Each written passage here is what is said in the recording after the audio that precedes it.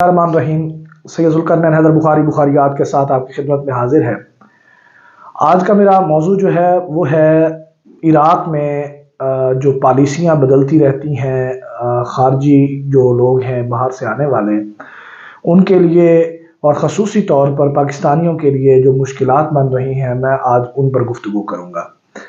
سب سے پہلے میں جو شروعات کرنے جا رہا ہوں وہ یہ ہے کہ ماضی میں جب ہم جاتے رہے ہیں تو میں نے ہمیشہ تعریف کی اور میں نے کئی بار پوسٹ لگائی جس میں نے تذکرہ کیا کہ عراق میں اگر آپ دیکھنا چاہتے ہیں پاکستان کی پاسپورٹ کی عزت تو آپ عراق میں جا کے دیکھیں۔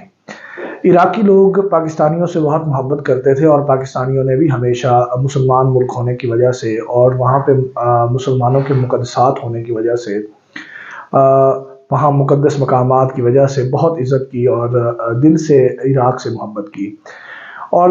جس طرح سعودی عرب سے محبت کی جاتی ہے، جس طرح ایران سے محبت کی جاتی ہے، جس طرح افغانستان سے محبت کی جاتی ہے، اسی طرح سے عراق سے بھی خاصا ہمارا لگاؤ رہا۔ لیکن اب وقت گزرتا جا رہا ہے، ساتھ ساتھ عراقی پالیسیاں جو ہیں وہ سخت سے سخت ترین ہوتی جا رہی ہیں۔ ماضی میں بھی عراق جو ہے وہ انپریڈکٹیبل ملک ہی سمجھا جاتا رہا ہے اس معاملے میں، کیونکہ عراق نے ہمیشہ سال کے اندر 3 بار 4 بار وہ اپنی پالیسیاں تبدیل کرتے تھے۔ لیکن اس بار جب میں سفر زیارات پہ گیا ہوں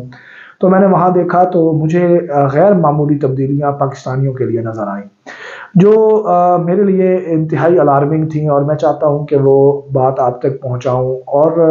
حکومت تک بھی یہ بات پہنچنی چاہیے کہ پاکستان کے ساتھ آخر یہ کیوں ہو رہا ہے۔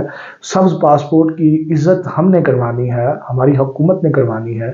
اگر کہیں پہ کچھ غلطیاں ہیں تو حکومت کو فوری اقدامات کرنے چاہیے۔ سب سے پہلی مشکل جو آتی ہے وہ آپ کو درپیش ہوتی ہے کہ آپ کا ویزا انڈیپینڈنٹ نہیں لگتا۔ انڈیپینڈنٹ ویزا لگوانے کا اگر کوئی طریقہ ہے تو وہ انتہائی مشکل ہے، اور اس کو عطوے کا ویزا کہا جاتا ہے، اسے حرم کا ویزا کہا جاتا ہے، اور اس کے لیے بہت لمبا پروسیجر ہے اور اس کی فیس بھی بہت بھاری ہے، $400-500 لیتے ہیں اور اس کے لیے وہ آپ کو ویزا سٹیمپ کر دیتے ہیں۔ لیکن وہ پاسپورٹ کا ویزا آپ یہ بھی نہیں آپ کو کنفرم ہوتا کہ ہو سکتا ہے کہ آپ ایئرپورٹ پر پہنچیں اور ایئرپورٹ سے آپ کو ڈیپورٹ کر دیا جائے۔ یہاں جو سب سے پہلی مشکل زائرین کے لیے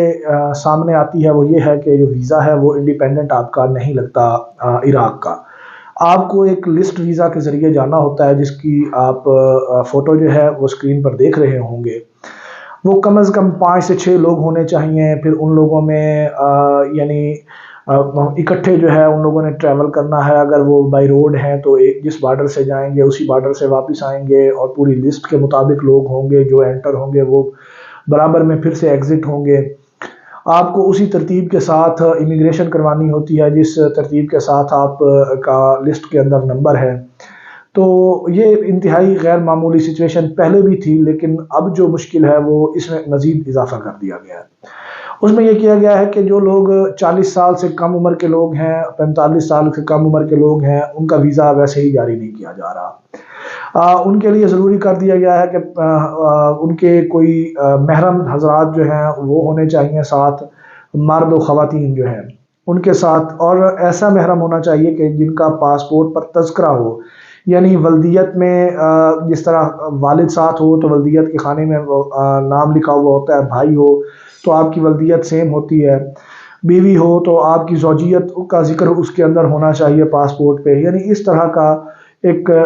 یہاں سے جاتے ہوئے ہی کام جو ہے وہ سخت کر دیا گیا۔ اب اس کا جو پاکستانی لوگوں نے ایک حل نکالا وہ یہ نکالتے ہیں کہ یہاں سے اپروول لے لیتے ہیں، پہلے اپروول آتی ہے، اور یہ بھی ایک نیا کام ہوتا ہے، یعنی اور کسی ملک کے لیے میرے خیال میں یہ میں نے تو نہیں دیکھا۔ وہ اپروول کے لیے آپ کو 10 سے 15 دن چاہیے ہوتے ہیں، وہ اپروول کی ایک الگ فیس ہوتی ہے، پھر وہ اپروول آتی ہے، اس کے بعد آپ جو ہے دوبارہ سے ویزے کے لیے اپلائی کرتے ہیں۔ آپ کو فیک اپنے رشتہ داروں کے ویزے لگوانے پڑتے ہیں، اور ویزا کی فیس کم سے کم بھی $65 اور زیادہ سے زیادہ $120 بھی چارج کی جاتی ہے، جتنا جس کا داؤ لگتا ہے وہ لگاتا ہے، اور فی نفر کے حساب سے وہ فیس لی جاتی ہے۔ وہ فیک ویزا آپ لگواتے ہیں، یہاں سے ہی آپ کا یعنی مقدس سفر ہے، اور آپ یہاں سے ایک طرح کی بے ایمانی کرنا شروع کر دیتے ہیں،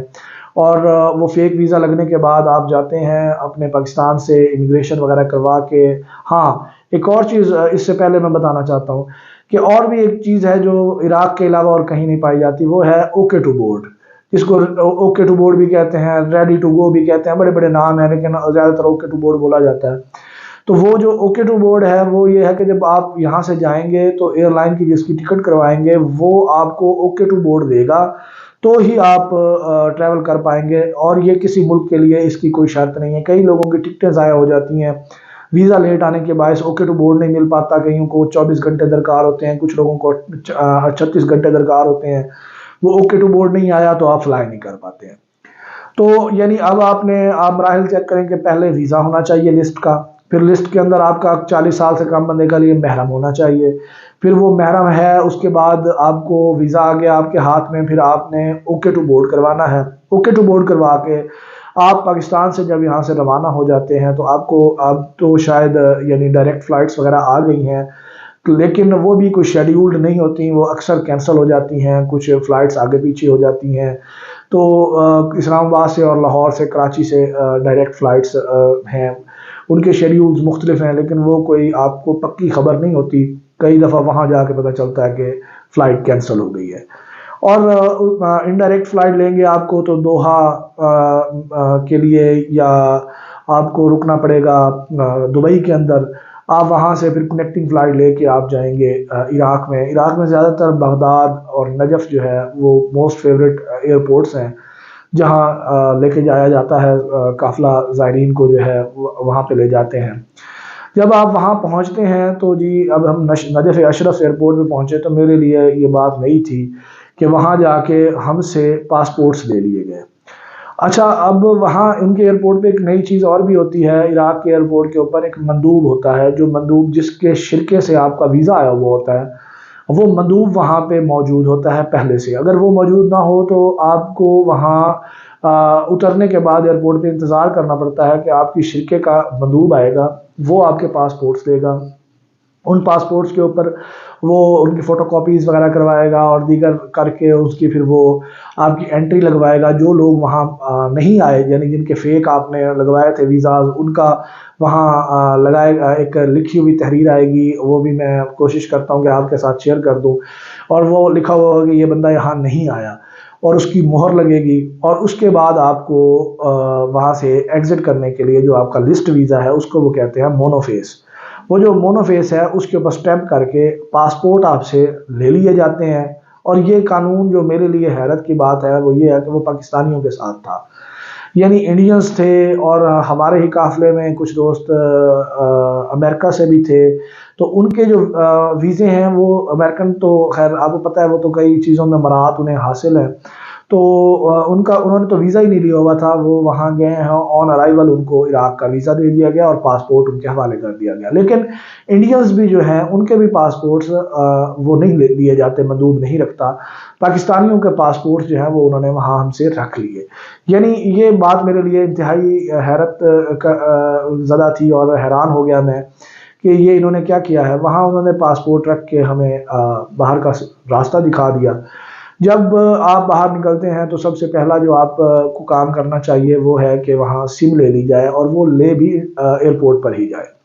ایئرپورٹ پہ قدرے سستی سمز موجود ہیں، اور ان کے ریٹس خیر مجھے پھر بھی زیادہ ملے، مجھے 18,000 عراقی میں ایک سم ملی،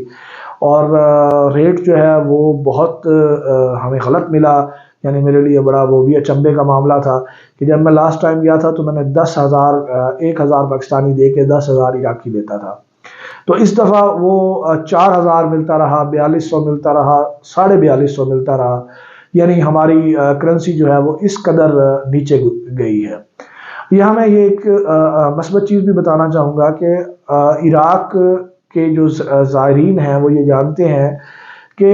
2014 سے میں ٹریول کر رہا ہوں، اور اس وقت سے آج تک آپ کا خرچ اخراجات تقریباً $1,000 کے قریب ہوتا ہے عراق کا۔ تو آج بھی 6 سال بعد، 8 سال بعد بھی وہ $1,000 ہی خرچ ہے، لیکن المیہ یہ ہے کہ ہمارے لیے ڈالر جو ہے وہ مہنگا ہو گیا ہے، تو ہمارے پیسے کی حساب سے وہ 3 گنا ہمیں پیسے زیادہ بھرنے پڑتے ہیں۔ لیکن عراق کا جو سفر ہے وہ 2015-16 میں بھی $1,000 کے قریب تھا، اور اب بھی وہ $1,000 ہی تھا۔ تو خیر آپ جب وہاں سے نکلتے ہیں تو سب سے پہلا کام، کیونکہ میں اپنی ٹریولنگ خود کرتا ہوں، میں اپنی ٹیکسی کا میرا دوست ہے وہاں پہ عراق میں اس کو بلا لیتا ہوں، وہ ٹیکسی لے کے آ جاتا ہے۔ تو اس دفعہ جو ٹیکسی میں بھی ہمیں مشکلات کا سامنا کرنا پڑا وہ یہی تھا کہ چیک پوسٹیں بہت زیادہ ہوتی ہیں عراق کے اندر، سینترے کہا جاتا ہے، تو وہ وہاں پہ بار بار وہ پوچھتے تھے کہ آپ کے جوازات کہاں ہیں۔ جوازات یعنی پاسپورٹس کو کہا جاتا ہے، یعنی عراقی گورنمنٹ نے سینٹروں پر بھی یعنی اپنے چیک پوسٹ پر بھی یہ کنوے نہیں کیا ہوا کہ پاکستانیوں کے پاس ان کے پاسپورٹس نہیں ہوتے اور وہاں پہ ان کے پاس وہ لے لیے جاتے ہیں اور وہ ایئرپورٹ پہ رکھ لیے جاتے ہیں۔ پھر انہیں بار بار سمجھایا جاتا تھا کہ بھائی ہمارے پاسپورٹس جو ہیں وہ مطار پہ ہے اور مندوب نے لے لیے ہیں، مطار سے مراد ایئرپورٹ، یعنی وہاں پہ وہ انہوں نے لے لیے ہیں، اور اب ہمارے پاس اس وقت صرف مونو فیس موجود ہے، جو لسٹ ویزا ہے وہی موجود ہے۔ پھر وہ دیکھ کے ہمیں جانے دیا کرتے تھے۔ یعنی پہلے مجھے یاد ہے کہ 2016 کے اندر جب وہ ٹیکسی والا انہیں بتاتا تھا کہ یہ جماعت پاکستانی میرے ساتھ ہے، تو وہ یقین مانیں کہ بڑا خوش ہو کے اور کہتے تھے نعرہ حیدری، ایسے کر کے وہ اپنے لہجے میں، عراقی لہجے میں ہنستے ہوئے کہتے تھے نعرہ حیدری، اور ہم آگے یا ID کہہ کر اور وہ ہمیں روانہ کر دیتے تھے۔ لیکن اس دفعہ جو ان کا رویہ تھا وہ انتہائی سخت تھا۔ میرا یہ ماننا ہے کہ اگر یہاں پہ پاکستانی گورنمنٹ اپنا انوالومنٹ نہیں دکھاتی ہے اور سرکاری طور پر عراق سے بات نہیں کرتی ہے تو پاکستانیوں کے لیے مشکلات مزید بڑھتی جائیں گی۔ پاکستانی حضرات کا بھی قصور ہے کہ یہ لوگ زائرین بن کر جاتے ہیں اور وہاں پر خرگوش بن جاتے ہیں، وہاں بھاگ جاتے ہیں، اور ہمارے کوئی ہوٹل ایسا نہیں تھا کہ جہاں پاکستانی موجود نہ ہو، ہم پاکستانی سے نہ ملے ہوں، ہماری ملاقات نہ ہوئی ہو۔ ہر جگہ پاکستانی موجود ہیں اور وہ بھاگے ہوئے ہیں، کیونکہ وہاں ورک ویزا وغیرہ بہت مشکل سے ملتا ہے اور میرے خیال میں تو ملتا ہی نہیں ہے۔ تو پاکستانی لوگ $400 پہ، $300 پہ، $500 پہ وہاں آمادہ ہو جاتے ہیں نوکری کے لیے۔ تو وہاں کی اگر کوئی عربی کام کرے گا تو وہ $900 $1000 لے گا۔ تو ان لوگوں کو بھی ایسے لوگ چاہیے ہوتے ہیں کہ جو چھپ کے آئے ہوئے ہوں اور وہ یہاں کام کریں اور انہیں آدھی تنخواہ دینی پڑے۔ تو یہ پاکستانی حضرات جو ہیں ان کے لیے بھی کڑا جو قانون ہے وہ پاکستان کو بنانا چاہیے، اور جو لوگ بندہ یہاں سے ایگزٹ کرتا ہے جس ویزے پہ جاتا ہے، ان کو ایک ایسا سسٹم بنانا چاہیے، سافٹ ویئر بنانا چاہیے کہ اگر وہ اتنے دنوں میں واپس نہیں آتا تو ان کے گھر والوں سے، ان کے گارنٹر سے اس کی پوچھ تاچھ ہونی چاہیے، تاکہ زائرین کے لیے یہ مشکلات نہ رہیں۔ ہمیں وہاں دیکھ کر بڑی شرمندگی ہوئی کہ ہمارے سامنے انڈین زائرین اترے تو انہیں وہ فوری ان کی امیگریشن ہو گئی، ان کے معاملات ہو گئے، وہ پاسپورٹ ان کے پاس تھے، وہ پاسپورٹس لے کے چلے گئے، اور ہمیں ایک اہانت کا وہاں پہ وہ سامنا کرنا پڑا۔ اس کے بعد ہم آگے آ جاتے ہیں کہ جب واپسی کا سفر ہوا ہمارا، تو واپسی کے سفر میں ایئرپورٹ پہ ہم لوگ 5 گھنٹے سے بھی پہلے پہنچ چکے تھے۔ لیکن وہ کیوں ہم پہنچے ہوئے تھے؟ کیونکہ مندوب نے آنا تھا اور مندوب نے آ کے پاسپورٹ ہمارے حوالے کرنے تھے۔ ایئرپورٹ کے اندر انہوں نے ہمیں انٹر نہیں ہونے دیا۔ انہوں نے یہ کہا کہ اگر آپ کے پاس پاسپورٹ نہیں ہے تو ہم آپ کو انٹر نہیں ہونے دیں گے، اور وہاں پتہ چلا کہ کئی لوگوں کے فلائٹس مس ہو جاتی ہیں کیونکہ مندوب وہاں پاسپورٹ لے کے نہیں پہنچتا۔ ہمیں بھی 1 گھنٹے کا انتظار کرنا پڑا۔ انتظار کے بعد مندوب وہاں پہنچا اور مندوب نے پہنچ کر ہمیں ہمارے حوالے ہمارے پاسپورٹس کیا، اور ہم اپنا سفر جو ہے ہم نے وہاں سے واپسی کا اختیار کیا۔ ہمارے ساتھ ایک نیا کام اور ہوا کہ ہمارا 16 گھنٹے کا سٹے تھا۔ یہ الگ بات ہے کہ وہ 16 گھنٹے کا سٹے ہم نے کیوں لیا اور کس لیے لیا، اور ہمیں کیا آس دلا کے ہمیں دلوایا گیا کہ ہمیں کہا گیا کہ آپ کو دبئی کا وزٹ ویزا مل جائے گا، آپ دبئی میں 1 دن جو ہے وہ رہ لیجئے گا اور اس کے بعد آپ واپسی کا سفر کیجئے گا۔ جب ہم دبئی ایئرپورٹ پہ پہنچے تو امیگریشن سے میری بات ہوئی، میں نے انہیں کہا کہ ہمارا 16 گھنٹے کا سٹے ہے، اور ہم سے ہمارے ٹریول ایجنٹ نے ڈیسائیڈ کیا تھا، ہمارے ساتھ وعدہ کیا تھا کہ آپ کو آن ارائیول ویزا مل جائے گا اور آپ دبئی وزٹ کر سکیں گے۔ جس پر امیگریشن نے کہا کہ آپ پہلے یہ بتائیں کہ آپ ریزیڈنس کہاں کے ہیں، ریزیڈنٹ کہاں کے ہیں۔ تو میں نے انہیں بتایا کہ ہم پاکستانی ہیں، ہمارے پاس پاکستانی نیشنل ہیں۔ آگے وہ ہنسا، اور ہنسنے کے بعد اس نے مجھے کہا کہ اگر آپ انڈین ہوتے تو ہم آپ کو خود بلا کر ویزا دیتے، آپ پاکستانی ہیں اس لیے آپ کو یہاں 16 گھنٹے اسی ٹرمینل کے اوپر آپ کو ویٹ کرنا پڑے گا اور ہم آپ کو ویزا نہیں دے سکتے۔ حالانکہ میرے پاسپورٹ پر دبئی کا ویزا پہلے سے موجود تھا، اور میں پہلے بھی دبئی میں نے 24 گھنٹے کا سٹے کیا ہوا ہے۔ میں نے انہیں بتایا کہ میرے پاس پہلے بھی موجود ہے، اور میرے ویزے آپ چیک کریں، میرے پاسپورٹ کے اوپر الحمدللہ ویزوں سے بھرا ہوا پاسپورٹ ہے، اور اس میں کبھی ایسا نہیں ہوا کہ میں نے کہیں کسی ملک کے اندر ٹریول کرتے ہوئے میں اپنے وقت سے زیادہ معین وقت سے زیادہ رکا ہوں۔ تو آپ میرا ریکارڈ چیک کریں، اور یا ایسا کریں کہ ہمارا پاکستانی دوست کوئی آ کے یہاں اپنا پاسپورٹ گارنٹی کے طور پہ رکھ دیتا ہے، آپ ہمیں جانے دیں۔ لیکن اس پر بھی ایئرپورٹ انتظامیہ نے کوئی تعاون نہیں کیا، اور انہوں نے باقاعدہ کہا کہ سر ہم معذرت خواہ ہیں، پاکستانیوں کا رویہ ایسا ہے، پاکستانیوں نے ہمارے ملک کے ساتھ اس طرح کے کام کیے ہوئے ہیں کہ اب ہمیں آپ کو ویزا دیتے ہوئے ڈر لگتا ہے۔ یعنی یہ میرے لیے بڑی شرمندگی کی بات تھی، اور میں یہ سمجھتا ہوں کہ اب پاکستان کی گورنمنٹ کو جو ہے یہاں پہ اس بات پہ غور کرنا چاہیے۔ ہمیں ان کے اوپر تنقید کرنے سے پہلے اپنی پالیسیاں بہتر کر لینی چاہیے۔ ہمیں کوئی ایسا سسٹم نہ بنانا چاہیے کہ اگر کوئی ہمارا بندہ کسی ملک میں خرگوش بنتا ہے تو کم از کم ہمارے ملک سے تو ایگزٹ لگ کے ہی جاتی ہے نا، اس کی ہمارے بارڈر سے یا ہمارے ایئرپورٹ سے اس کی ایگزٹ اس کے پاسپورٹ پہ آتی ہے، تو ہمارے سسٹم کے اندر وہ اپڈیٹ ہو جانا چاہیے، اور اس کا جو معینہ مدت ہے اس کے بعد ایک الارم آنا چاہیے اس کے نام کے اوپر یا اس سافٹ ویئر کے اندر کہ یہ بندہ اپنے وقت معینہ سے زیادہ رہ رہا ہے، تو ہم اس کو وہیں اپنے ملک کے اندر ہی اگر ہم ان لوگوں کو سزا دینا شروع کر دیں گے یا ان لوگوں کے لیے ہم کوئی ایسا نظام بنا لیں گے، تو ہمارے پاسپورٹ کی قدر جو ہے وہ باہر کے ملکوں میں اگر وہ کم از کم بڑھ نہیں پائے گی نا، تو یہ اس سے زیادہ کم نہیں ہوگی۔ تو میں آپ صدر پاکستان، وزیر اعظم پاکستان اور وزیر خارجہ بلاول بھٹو زرداری صاحب سے گزارش کروں گا کہ اس معاملے کو آپ دیکھیں اور خصوصاً زائرین کے لیے آسانیاں پیدا کروائیں۔ دیکھیں میرا ایک چھوٹا سا پوائنٹ ہے کہ جو زائرین ہیں، اگر عراق اور ایران کے اندر زیارات نہ ہوتی یا مقدس ہستیاں وہاں مدفن نہ ہوتی تو یقیناً ہمارا کوئی کام نہیں تھا، ہمیں ان ملکوں میں جانے کی کوئی ضرورت نہیں تھی۔ سیاحت ہمارے ملک کے اندر بہت شاندار ہو سکتی ہے، ہم سیاحت کے لیے نہیں جاتے ہیں۔ زائرین جو ہیں وہ ان کے مقدس ہستیاں وہاں موجود ہیں جن کی زیارت کے لیے وہ جاتے ہیں، اور یہ مجبوریاں ہیں کہ جس کے لیے انہیں جانا پڑتا ہے۔ آپ کو اس میں ایک نظام قائم کرنا پڑے گا، جس طرح سعودی عرب کے لیے ایک نظام قائم ہے عمرہ کے زائرین کے لیے، اور جس طرح حج کے زائرین کے لیے۔ گو یہ اس طرح یعنی کچھ مہنگا زیادہ ہو سکتا ہے، پیکج مہنگے ہو جائیں، یہ چیزیں ہو سکتی ہیں، لیکن اب بھی کون سا سستے ہیں کہیں پہ۔ تو آپ سے گزارش ہے کہ براہ کرم حکومت پاکستان اس میں بر وقت انوالومنٹ کرے اور اس نظام کو بہتر بنائے۔ بہت شکریہ، اللہ حافظ۔